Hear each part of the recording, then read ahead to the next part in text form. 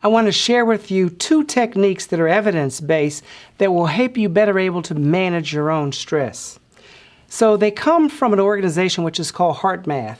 So HeartMath is an organization that's been around for a number of years, and they were really developed off some cutting-edge research within psychophysiology as well as cardiology. And their particular suite of tools, if you will, are really focused on achieving optimal performance at the level of an individual or group and even an organization. And many have worked with HeartMath as an organization and some individuals that have been trained with HeartMath. But let's first begin and talk a little bit about stress. So how does stress affect me? So that's a question you want to ask yourself. So let's look at stress from a particular concept which is called heart rate variability that I'll describe in a moment. So if you note, you have stress, and then ANS stands for the autonomic, not automatic, autonomic nervous system. So when there's a stress, maybe your boss announces you're going to be fired, then your ANS, your autonomic nervous system, is going to be triggered. And then what's going to happen is you're going to have cardiac activity. So maybe your pulse increases, maybe your heartbeat skips a rhythm, so you'll be able to feel some cardiac events. Hence, you can see there that you have the skeleton. It may feel as if that you're actually dying if you have a very strong autonomic response. So let's go over some key terms. One, heart rate. So heart rate is just beats per minute. So you take your pulse, beats per minute. Maybe on your smart device or your watch, it's tracking beats per minute. So what's the heartbeat? The RR interval. So that's the beat-to-beat variation between a consecutive RR interval. What we really want to focus on is this third definition, heart rate variability. So that's the beat-to-beat variation between consecutive R waves in milliseconds. So it happens very quickly in milliseconds. So if you do your heartbeat, your pulse, that's not milliseconds. So it's seconds, beats per minute. Think about your pulse. But the heart rate variability is milliseconds. So it's very quick. So imagine this. What would be your reaction? Now, if this were a live dog and you were 5 feet away, then you would definitely have an increase in autonomic activity and there'd be some cardiac changes. Why? Because that's a stressor. You're about to get bit. So now let's go into a bit more detail about the autonomic, not autonomic, nervous system. So it has two branches. The branch in red is called the sympathetic response, which is the stress response. So you see that dog? What's triggered? In red, alarm, sympathetic response. You also have the parasympathetic branch of the ANS. That's the relaxation response. So there are two branches. So if you think about this technique I'm about to share with you from HeartMath, it focuses on coherence. So coherence is kind of congruence and alignment with your own physiology at the individual level, at the social level, and even, they would suggest, at the global level. Here's a definition of coherence. Harmony in our body's processes, mental and emotional, ease and flow, and the efficiency and effectiveness in our words and action. So it makes you more primed for optimal performance. So let's go a little bit further in terms of the physiology of heart rate variability.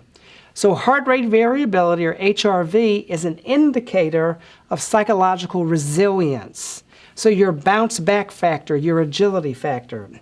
It's a good gauge as to how well you manage stress. It also suggests superior mental functions and decision making. Now let's take a look at heart rate variability. And if you will note, this graph is time in seconds. So at the top you see the plot of an incoherent heart rate variability. And if you notice, it's very jagged. So that jaggedness is not good for harmony. But if you look on the bottom there for the coherent one, when you're in those states, it's still an amplitude up and down, but it's not jagged. It's smooth and there's a little bit more flow to it. So when the dog comes out, you're going to be at the top one.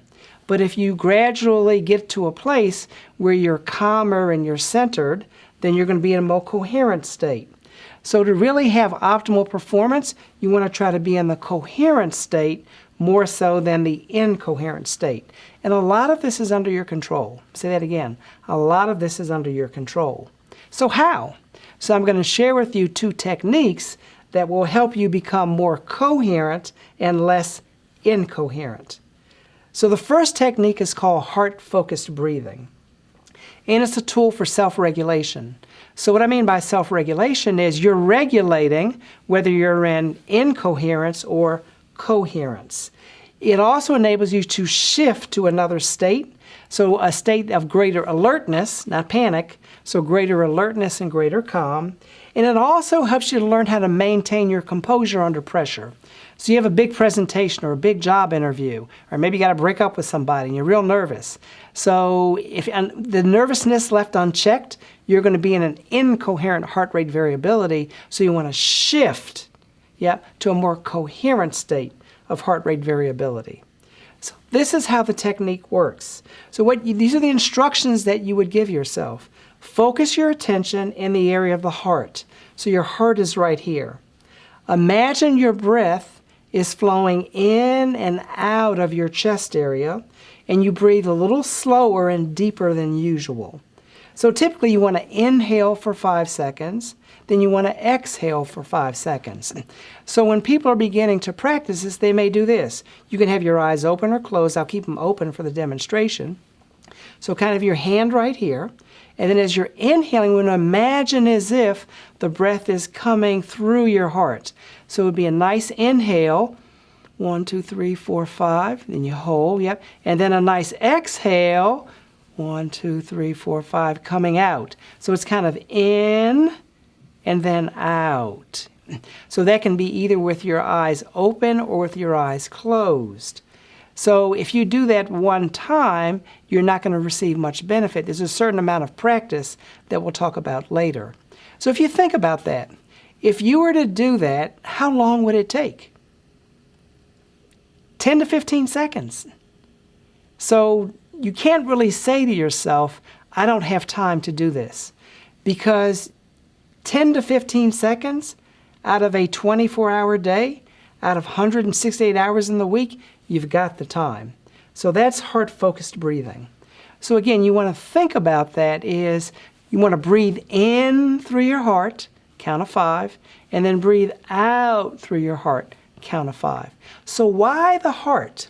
The reason why the heart is it distracts you, because it's really not normal for us to breathe in through the heart and out through the heart. So you really have to, that's why it's called heart focused. You have to focus on in through the heart and out through the heart. And as you're focusing on that, you may not be focusing on stressful things or not as much. Now let's go to the second technique, and that's called quick coherence. So this is 2 steps. The first is focus your attention in the area of the heart. Imagine your breath is flowing in and out of your chest area, breathing a little slower and deeper than usual. That's the first step. So it's very similar to the heart-focused breathing. But step 2 is this. As you're doing that, you want to think of something that gives you a sense of appreciation or a sense of calm or a sense of gratitude. So something that really kind of livens up your heart. You don't want to think of any doom and gloom or anything that's stressful or anything that's controversial or exciting, but something that's calming and grounding and centering and generative. So that's the quick coherence. So it goes back to the gratefulness, something that's positive and appreciative. So those are 2 techniques that you can do. So I would suggest that you begin with the heart-focused breathing for about a week. And I would suggest that you challenge yourself to do that 3 or 4 times a day. After a week, then begin to bring on the quick coherence and think about something that you're appreciative of that brings you some joy and satisfaction. So let's talk about the 3 R's of habit change. Number 1, you need a reminder. So how are you going to remind yourself to actually do the heart-focused breathing? So maybe you do it as soon as you wake up. You brush your teeth, and then you do that. And maybe do it right before the bed. You brush your teeth, and then you do that. Maybe you send yourself an alarm through your smart device. Or maybe when you're changing classes. Or maybe when you're changing schedules, or you go from meeting to meeting. So you want to make sure that there's some trigger, so that way it reminds you. The other is a routine. So if you practice this heart-focused breathing, let's say for 60 days, there's a high probability it will become a new habit. Why 60 days? There's some published evidence which suggests in order to develop a new habit, it takes the average person 66 days. So don't give up after 10 days because you haven't tried it long enough. If you've been doing it for 280 days and you still are not getting the habit down, then maybe give up. The other is the reward. So what's the benefit? So there are two benefits. There's a short-term benefit. You won't necessarily feel the benefit for probably about a week or so, but then you'll feel the benefit. You will feel that you are less wound up. You're a little bit more grounded and you're a little bit more centered. It'll be almost as if you're a smoker, which you really shouldn't be, but if you are, if you're a smoker, you go out and take a smoke break. You get a short-term benefit. If you like coffee and you get a little caffeine in you, you get a short-term benefit. So with this, you get a short-term benefit, but you also get a long-term benefit. And the long-term benefit is less stress, greater resiliency, more focused thinking, and optimal performance. So challenge yourself to begin with heart-focused breathing and then quick coherence.